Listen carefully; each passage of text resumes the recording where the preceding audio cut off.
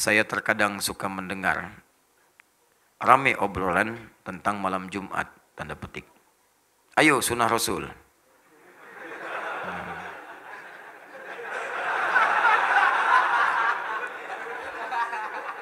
Paham nggak?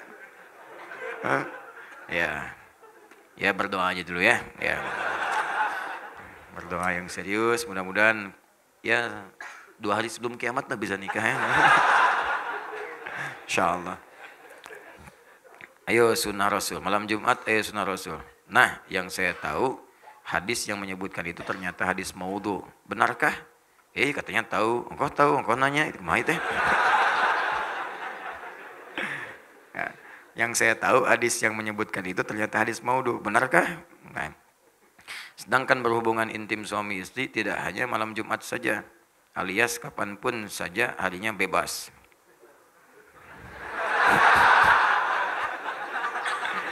Aduh, baru sholat subuh. Bagaimanakah sebenarnya yang Rasulullah SAW ajarkan tentang berhubungan intim dalam pernikahan? Dan bagaimana hukum istri yang menolak ajakan hubungan intim? Dilaknatnya maknanya apa? Ya baiklah.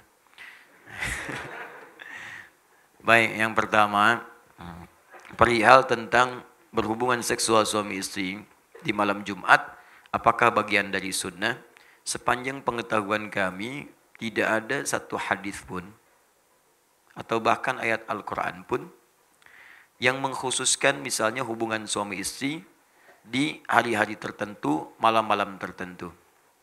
Ya, tidak ada di hari-hari tertentu, malam-malam tertentu.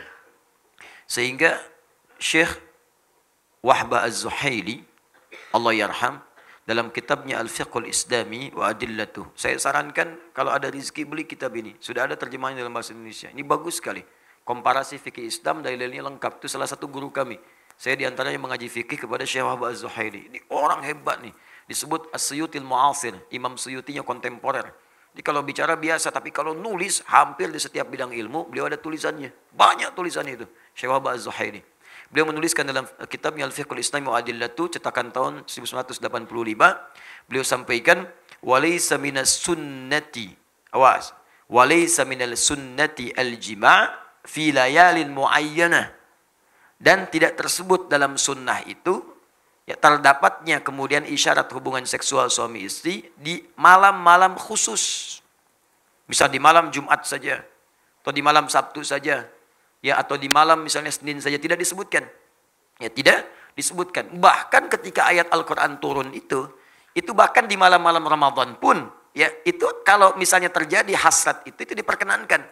Ya sepanjang waktunya diatur yang tidak kemudian bertabrakan dengan ibadah-ibadah tertentu. Apa dalilnya? Quran surah kedua Al-Baqarah ayat 187, paling kanan sebelah atas.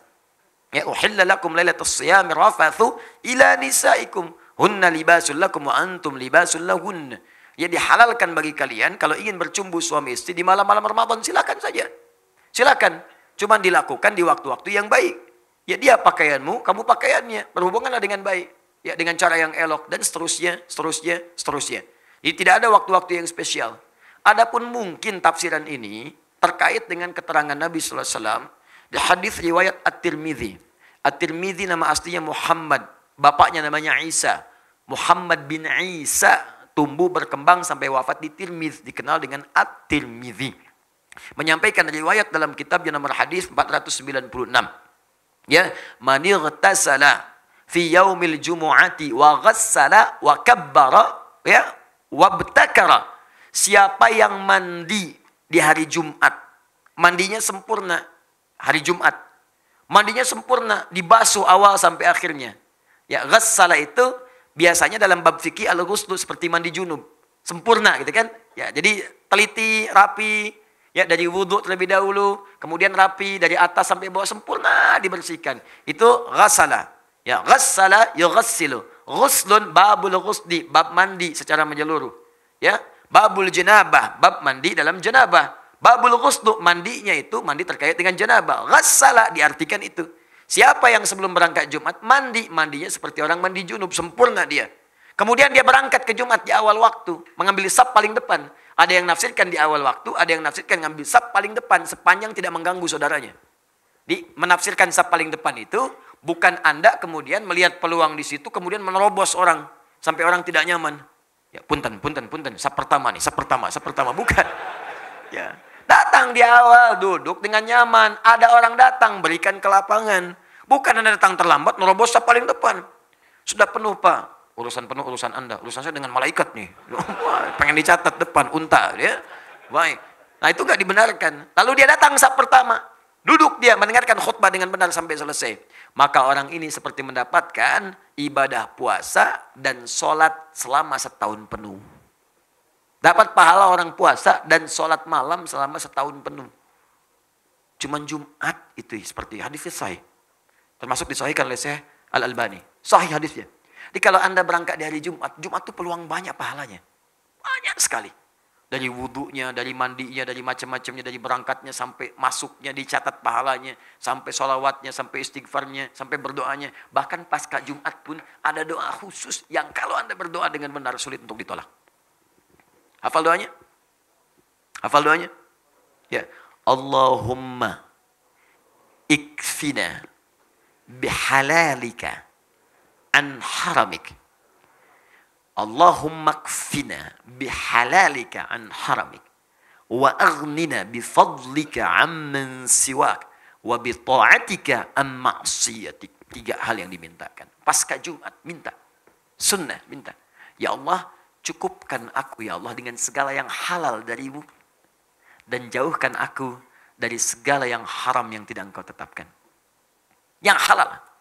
Jadi kalau Anda kemudian berumah tangga, cukupkan dengan istri yang halal saja ya Allah. Maka akan ditutup pintu-pintu zina, pintu-pintu selingkuh, pintu-pintu yang tidak baik. Dinatap istri orang itu sudah nggak ada getaran lagi.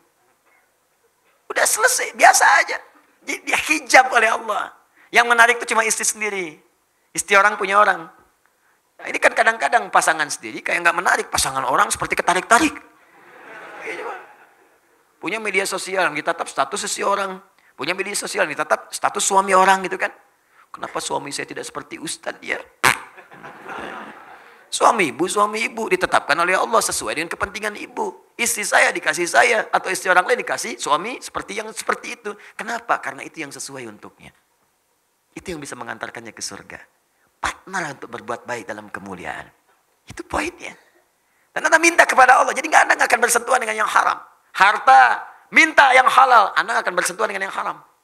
Di ke kantor pun ditutup dari yang haram-haram. Bahkan kadang-kadang yang haram gak nyampe ke Anda. Ada proyek mau bagi-bagi nih, mau bagi yang haram. Ulah kasih saya mah soleh. Dipotong di depan, jangan kasih dia mah soleh katanya, gak akan nerima. Paling-paling, duitnya ditolak, orang dicarekan. Uangnya ditolak, kita yang dimarahin. Paling diceramahin katanya. Ya, ditolak duluan, jadi belum nyampe ke kita, dijaga tuh. Ada aja pokoknya alasan-alasannya, nggak nyampe, ditolak, ditahan oleh Allah. Tahan. Jadi kalau Anda baca dari Jumat ke Jumat, aman Anda. Setiap pekan Anda dalam keadaan aman. Rizki halal. Pasangan halal. Perbuatan halal. Jadi dijaga dengan yang halal, dijauhkan dari yang haram. Masya Allah. Wa aghnina bifadlika amman siwak. Ya Allah, saya ingin Engkau berikan yang paling utama darimu saja. Saya nggak ingin dari yang lain. Maka kita minta kepada Allah yang paling utama. Jadi kalau di kantor ada sesuatu yang baik, kita dapat yang paling utama. Kalau ada surga dijanjikan untuk kita dapat yang paling utama surganya. Kalau rizki ada untuk kita, yang paling utama. Kalau di kampus belajar, dapat kampus yang paling utama untuk maslahat kita. Kalau kita dapat nilai yang paling utama untuk bisa kita amalkan. Ukurannya bukan besar kecil ya. Ukurannya sejauh apa kita bisa mengamalkan dari semua titipan itu. Itu yang utama.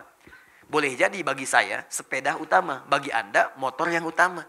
Kenapa? Karena ukuran untuk menjaga amanahnya seperti apa kita bisa mengamalkannya. Itu poinnya. Jangan sampai minta mobil, tapi nggak bisa menjaga amanah. Begitu pulang berat titipan Anda.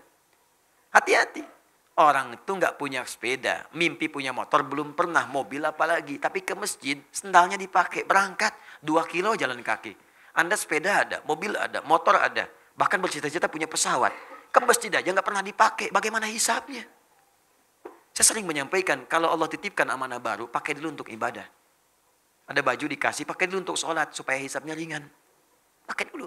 Jadi ketika dihisap di hari kiamat, mulut dikunci, ditanya, dipakai apa baju ini? Bajunya bersaksi, Allahumma saya bersaksi. Bersaksi ya Allah, saya pertama kali digunakan oleh si fulan untuk sujud kepadamu. Ringan hisap Anda, tenang hatinya.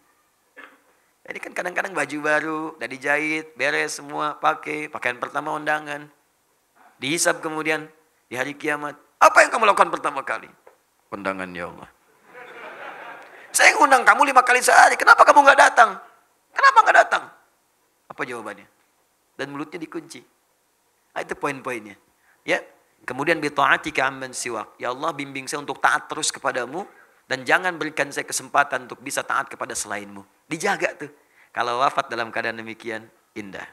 Jumat, banyak pahalanya. Nah, apa kaitannya kemudian dengan tadi, pertanyaan tadi? Hadis ini ada sebagian yang memahami, ini kan redaksinya ada mandi seperti mandi junub. Boleh jadi juga ada orang kedatangan hasrat di hari Jumat. Pengen melakukan hubungan misalnya, boleh apa enggak? Maka hadis ini memberikan kesan, boleh itu dilakukan bahkan kalaupun menjelang Jumatan, silahkan saja. Tapi sebelum Jumat, mandi dulu. Itu maksud hadisnya. Di hadis ini ingin mengatakan, hey, bagi suami istri yang tiba kemudian ada hasrat tiba-tiba, datang ingin berhubungan seksual, tepat di hari Jumat. Ingin berhubungan, silahkan saja. Tapi sebelum berangkat, mandi dulu. Dan yang tidak berhubungan, dan yang belum menikah misalnya, ingin berangkat. Ya. Maka jangan tunggu nikah dulu. Ya, bukan hadis itu mengatakan, nggak apa-apa mandi sempurna seperti mandi junub. Sempurnakan mandi sepenuhnya, berangkat.